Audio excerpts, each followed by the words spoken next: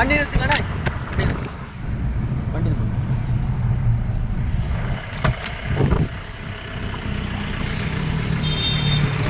அங்கே bus stand உண்டா எப்படி?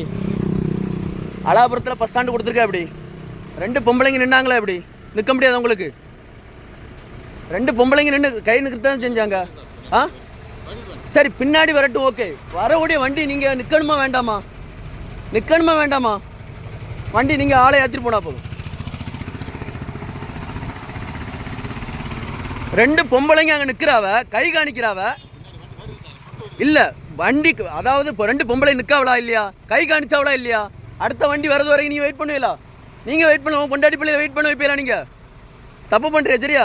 ஃப்ரீ பஸ்ஸுனா அதாவது பொம்பளைக்கு நிற்கிறாவளா இல்லையா? பொம்பளைக்கு வேண்டி தானே வண்டி விட்டுருக்குறாங்க. வேலை இல்லாமல் ஆகி போயிடும். சரியா?